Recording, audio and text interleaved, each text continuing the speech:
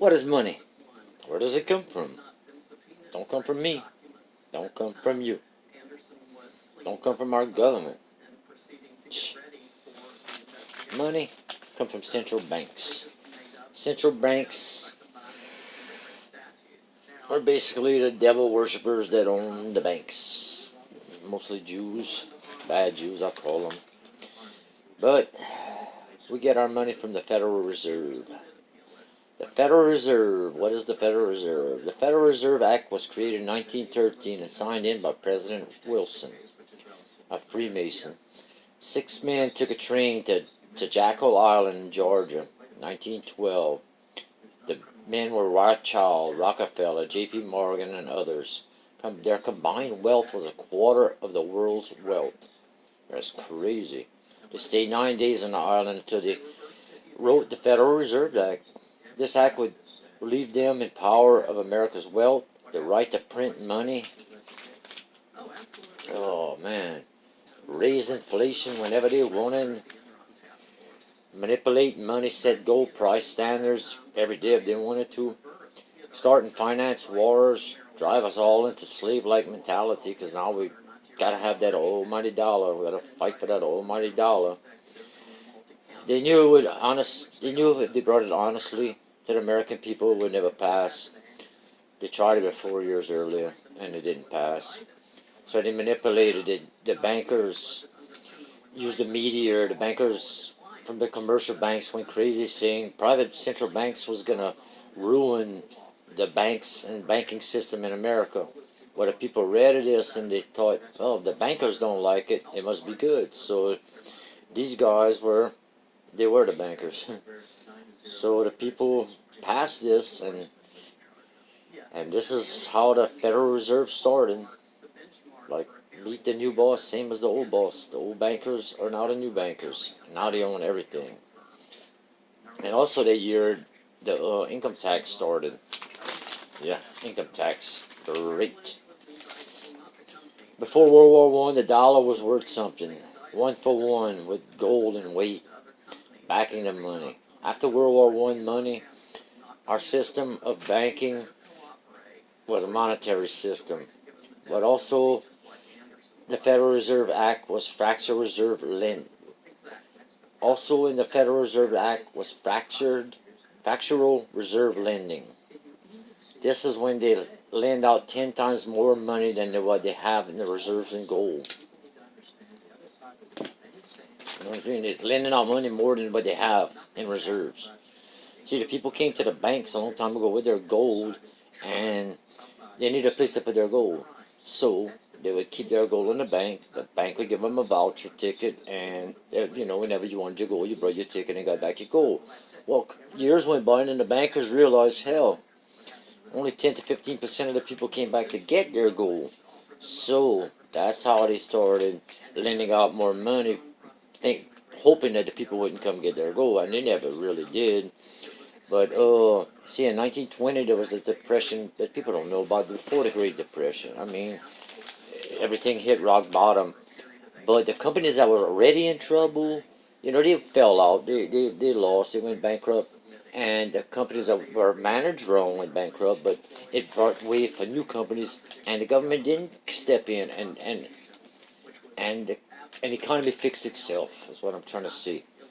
But then when the Great Depression came, when the Great Depression came, that was created by these bankers. The Great Depression. What they did was they construed the amount of currency by 1/3, however that means, and that's what started the Great Depression. Everybody lost everything, and the bankers and the lawyers, guess what? They had the money. They bought everything on pennies on the dollar. They bought everything. That's how they got all the land, everything. They bought it all. You got a rich and more powerful Chase Bank, Bank of America, Citigroup, Goldman Sachs. In the world there's only 3 countries that doesn't have a Rothschild-owned central bank. Iraq, Libya, and North Korea, pretty sure. And that's it. The rest of the countries have a central bank of Rothschild owned. And these people believe in the devil. These people worship the devil. It's crazy to think this shit. So, war, one war led to another in the United States, which the whole world the whole world runs off the same system of the United States does, because central banks are all over, and they all run off the United States dollar. Well, the United States began defacing their currency with money to pay for wars, World War II, Korea, Vietnam. See, in 1935, gold was $35 an ounce. By 1980, it was up to $859 an ounce. This was made to make up the difference between the amount of defacing of the money they did and the gold to back it up.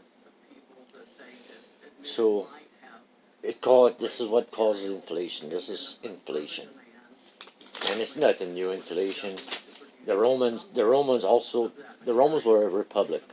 Like 540 BC, Romans were a republic. They was freed from tyranny or whatever, just like the United States, free from tyranny.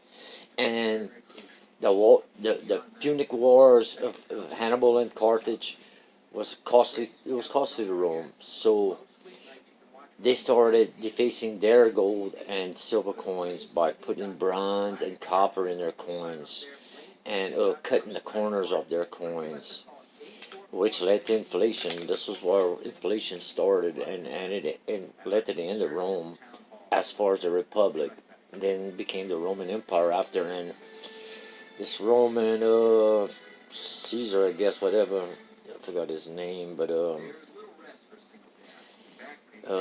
Diocletian, whatever, and he inherited this bad inflation, but he brought in price control, where you were told what you're going to sell something for, how much you're going to sell it for, and you could not change it. It was punishable by death. So what people did was, if they couldn't make a living, they just quit doing it and try to do something else that they could make a living doing. So it was a fall of Rome, really. And they did it. It was in France. It was the same thing on the Maximus in France, where you had to, whatever your father's business was, your son had to do the same business, and that was also punishable by death. So back to the United States. In America, we couldn't clip coins or nothing. So at the store, when you go to the store, there was less sales, and then you started getting less for your money. A 6-pack would have been a 4-pack for the same amount of money or something like that. Like in 1950, a house cost $7,000. Right now, the same house probably costs $100,000 or $150,000. That's what inflation does. See, the United States didn't always have bad inflation. So after World War I, after these bankers took over and just started printing out money and wars, the United States didn't have the inflation like that. Your dollar was worth something. But now, with the money manipulation, all these central banks print money with nothing to back it up. If we did it, it would be called counterfeit. When you write a check, you got to have the money to back it up in the bank. When they don't. See, central banks, they could print fake money. They could print money without nothing to back it up. See, like commercial banks, they got to make loans. See, if a government needs money, they borrow it from the Treasury. They hand them an IOU. The Treasury hands the Treasury hands the Federal Reserve the IOU, and the Federal Reserve writes a check, which takes care of the government's bills and the banks, and basically they write the check with no accountability is what they do. They make you a loan. They take that money, they make you a loan, and you pay interest on this loan from money that's not even real money with nothing to back it up. So the interest is new money. The interest is that you paying back on this money you borrowed that's not even real money is new money, and it's increases. All it does is increase the borrower's existing account. This fake money creates something. It creates debt. Debt is a negative mark on assets or mark on loan debt. Is money Our current system, the current system that we live in right now, is a debt-based monetary system. It makes sure everyone and every country stays in debt, and the debt always grows. All their debt and the debt always grows. If if all countries and people paid off all their debts, and the debt doesn't grow, the money supply shrinks and the system fails. This this was Nixon's big crime. He should have been hung, to tell you the truth, for this shit. He ended in 1970 the Bretton Woods system. The Bretton Woods system, by doing this, he separated the gold from the dollar. So by separating the gold from the dollar, that means that there's the fiat is the beginning of the fiat system. That means the currency with no fixed value. When you separate the dollar from the gold, the currency has no fixed value anymore. That's called a fiat system. Fiat in Latin means let it be done. So when the U.S. says it's good, it's good. The whole world goes by what the U.S. says. But Russia and China's catching on, though. They're starting to trade in U.S. money for gold. And I noticed the Rothschilds are buying up all the gold, too. So you might want to invest in gold, because gold's always going to be the money. You know, all this bullshit aside, all this defacing and all, it's still gold's the money. So, you know, that's the way to go.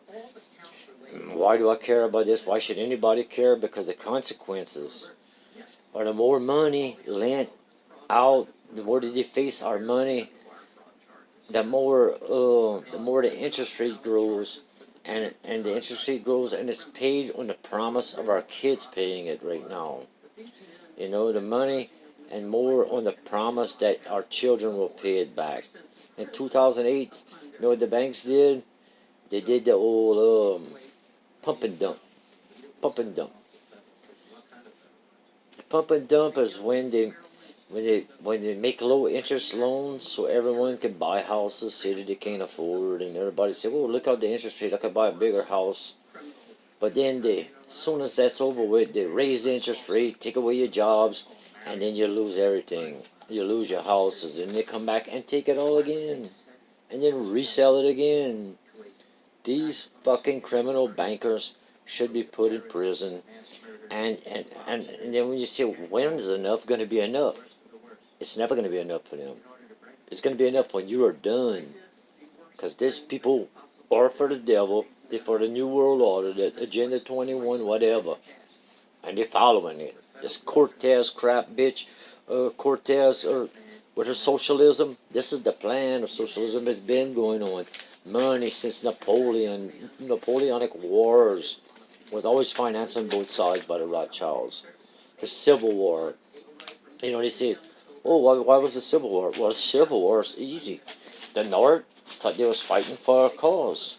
The South had slaves they paid for. They thought, you know, they was fighting for a cause. They wasn't going to just give up their slaves. Nobody was going to pay them for it. It's like if you owned a truck, a car, a field. You know, they was fighting for a cause. Both financed by the Rothschilds. So you got to think about that, people. It's not black versus white. It's not us versus them. It's basically the bankers. And Donald Trump could lower taxes, do the best he possibly could. And all they got to do is raise the interest rate 3 times, and we're going to starve. So learn it, like it, whatever. I hope you gain some knowledge from today. I know it's kind of hard to see acknowledge what I'm saying, but I hope you got it. Get it. Love Jesus. And I'm out.